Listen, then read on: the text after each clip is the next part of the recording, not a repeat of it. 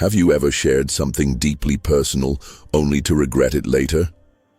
Do you sometimes feel exposed, even around those you trust the most? Can love truly justify revealing everything in a world that encourages us to open up at every turn? There is rare wisdom in knowing when to remain silent, especially when that silence protects your peace, your dignity, and your inner power.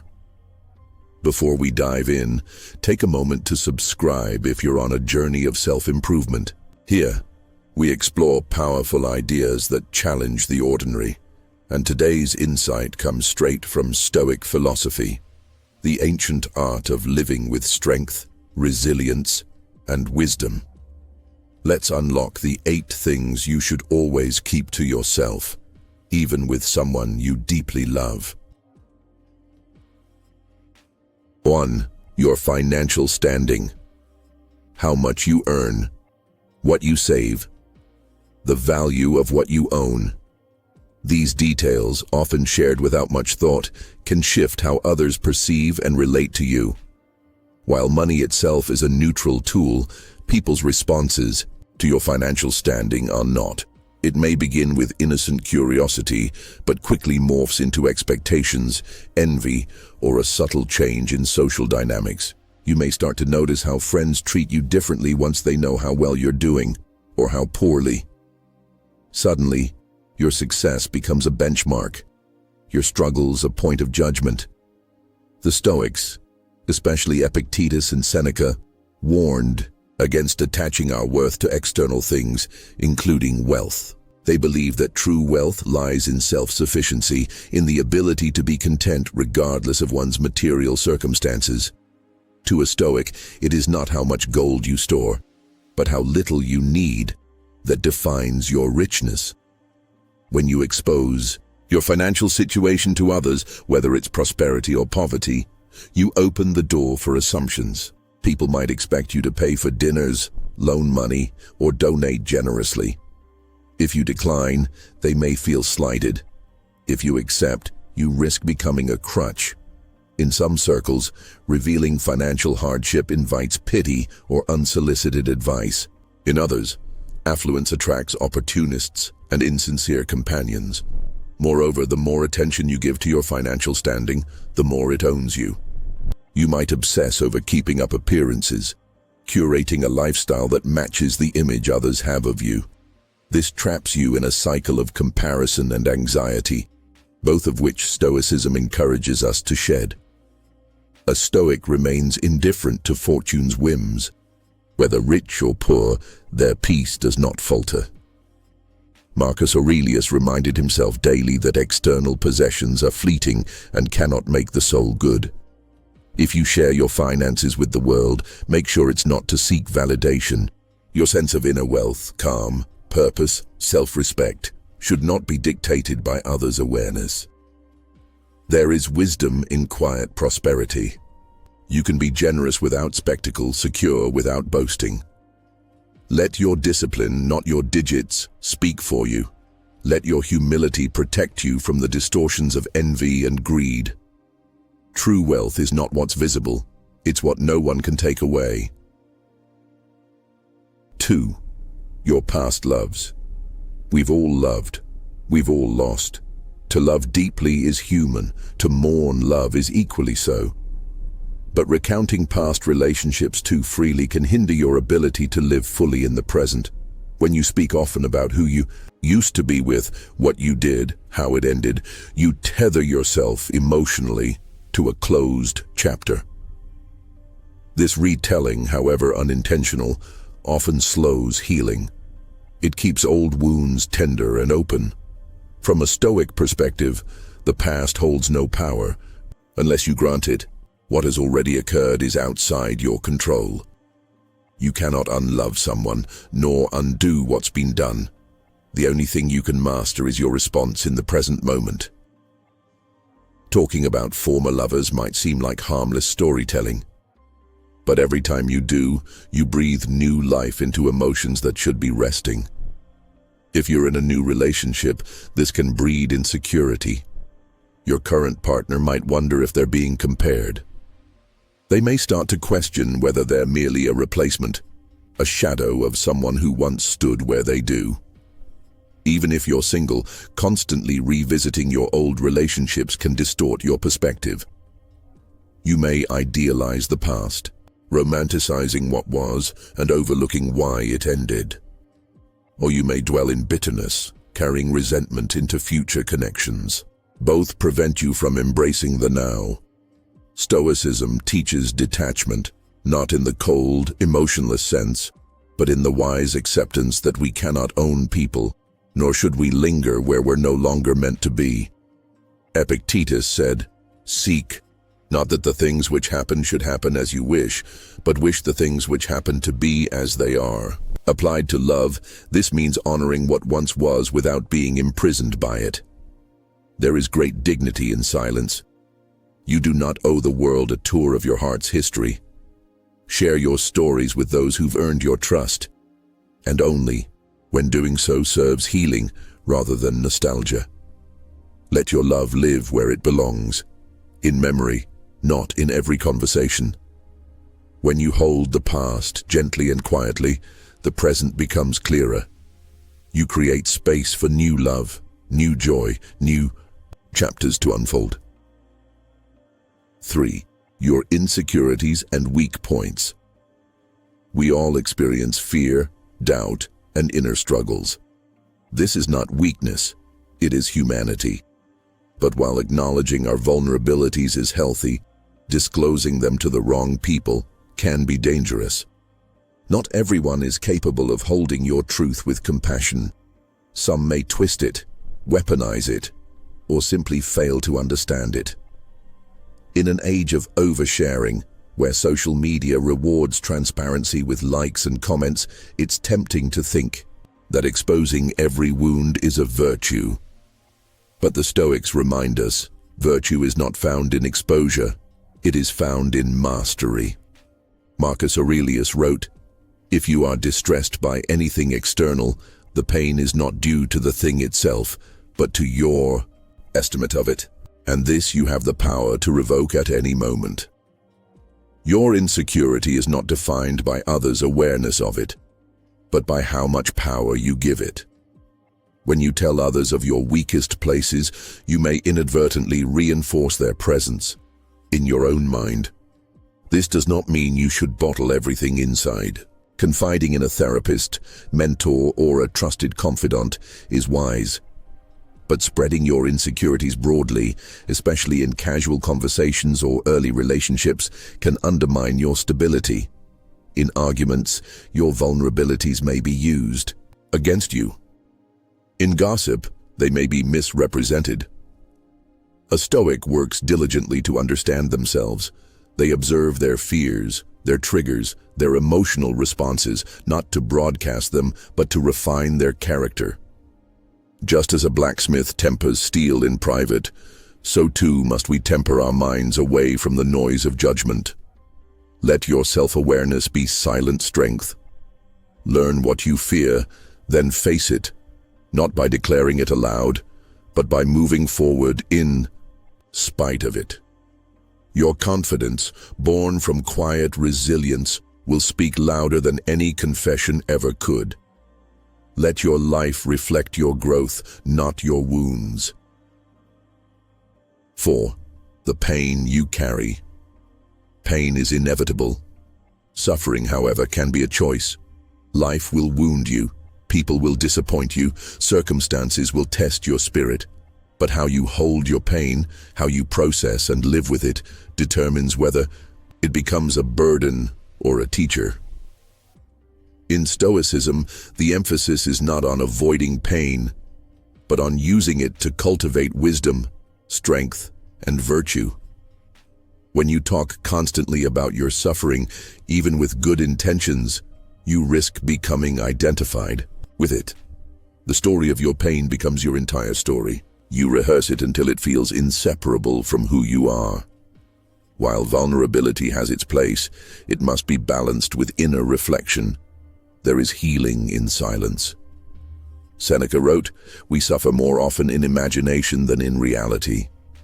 By recounting your suffering too often, you reimagine it over and over, making it larger than life. This doesn't mean you should suppress grief or pretend to be unaffected, but you must choose when and where to speak of it.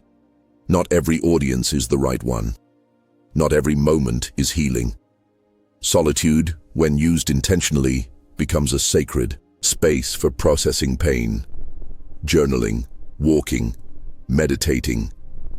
These acts of stillness help convert emotion into insight. When you hold your pain quietly, you strip it of its theatrics. You allow it to mature inside you, not rule you.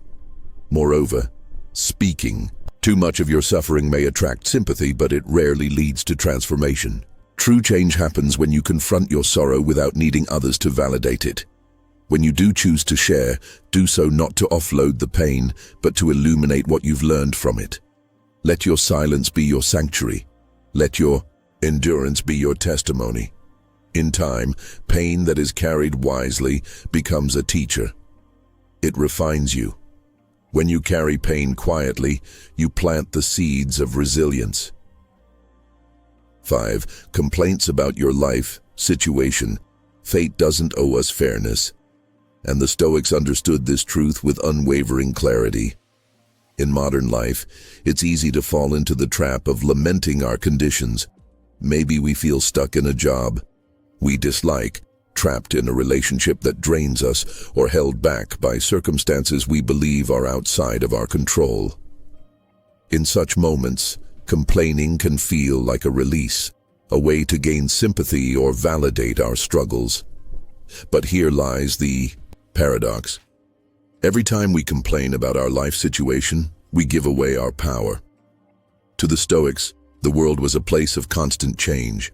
Fortune's wheel turned for everyone: kings, slaves, generals, merchants. Life's unpredictability wasn't an obstacle but a given. Marcus Aurelius wrote, "You have power over your mind, not outside events. Realize this, and you will find strength." The lesson is not to deny reality, but to refuse victimhood. When we complain, we become passive observers of our lives, as if we are at the mercy of forces beyond our control. But is that truly the case? In many situations, our suffering is not caused solely by external events, but by our interpretation of them. For instance, losing a job may seem catastrophic. But what if it's the push we need to pursue a more meaningful path? What if it opens doors we never knew existed? Complaining is the verbal expression of surrender. It's a subtle affirmation that we are powerless. Worse still, when repeated often enough, these complaints become beliefs, and beliefs become identity. I'm always unlucky. Nothing good ever happens to me. People always take advantage of me. These are not truths, but narratives we repeat until they shape our reality. We become the victim not because of circumstance, but because we accept the role. The Stoic solution is to shift from reaction to action. Rather than asking, "Why me?" we ask, "What now?" Power begins the moment we stop blaming others and start building something new. No one is coming to rescue us, and paradoxically, this is the most liberating truth. We are not waiting for fairness, for justice, or for someone to fix our lives. We are the architects of our own character. Instead of chronicling misfortunes to others, begin observing your inner dialogue. Catch the complaints before they form into speech. Ask yourself, is this helpful? Will this make me stronger? You'll find that in most cases the answer is no. Replacing complaints with intentions, "Here's how I'll respond," or "Here's what I've learned," transforms frustration into resilience. Stoicism doesn't deny pain or difficulty. It invites us to meet them with courage, dignity, and resolve. So the next time you feel the urge to complain, pause. Choose stillness over noise, responsibility over reaction. That is the beginning of mastery. 6. Jokes about your bad luck. Even the jokes we tell ourselves matter more than we realize. In casual conversations, many of us use humor as a shield. We downplay our disappointments by turning them into punchlines. "Of course I lost my wallet, just my luck." Or, "I always pick the slowest line." These remarks may seem harmless, even endearing, but beneath their surface lies a dangerous pattern, reinforcing negative beliefs through repetition. Words carry weight. Language shapes perception, and perception influences behavior. The more often you joke about your own misfortune, the more your subconscious mind begins to believe it. It becomes a self-fulfilling prophecy. You start looking for confirmation of your bad luck, and you find it, even if it's insignificant. Eventually, "I'm unlucky" isn't a joke anymore. It's a belief. And beliefs dictate our potential. The Stoics warned against such carelessness of speech. Epictetus taught that our judgments, not the events themselves, cause us distress. When we joke constantly about being doomed, cursed, or perpetually unlucky, we are passing silent judgments about ourselves. These judgments limit our capacity to respond with wisdom, strength, and courage. But this doesn't mean humor is wrong. Quite the opposite. Stoicism encourages joy, levity, and even laughter, so long as it uplifts rather than undermines. There's a difference between using humor to cope with adversity and using it to define yourself as a victim of it. One leads to resilience, the other to resignation. Reframe your jokes. Instead of saying, "That's just my luck," try, "Looks like another chance to practice patience." Instead of, "I always mess this up," try, "Here's a funny story about how I learned something the hard way." Humor can be a sword or a shield, but never a cage. Also, consider your audience. If you constantly speak of yourself as someone who is unlucky, people will begin to perceive you that way. You may inadvertently invite pity instead of respect, sympathy instead of support. Your words teach others how to treat you. Use them wisely. Ultimately, you don't have to pretend everything is perfect, but you also don't need to curse your fate through a smile. Stand in the storm with a grin, but make sure it's the grin of a warrior, not a defeated jester. 7. Your triumphs and successes. Not every victory needs to be paraded before an audience. In the digital age, success has become a performance. The moment we achieve something, no matter how small, the urge to share it online arises. A promotion, a new car, an award, even a meaningful insight, everything becomes content. But what happens when we externalize our achievements too quickly? We dilute them. Seneca said, "The reward for a good deed is having done it." To the Stoics, virtue was its own reward. Accomplishments, especially those rooted in discipline, integrity, and inner growth, did not need applause. They needed reflection. Sharing our success too early opens the door to validation seeking.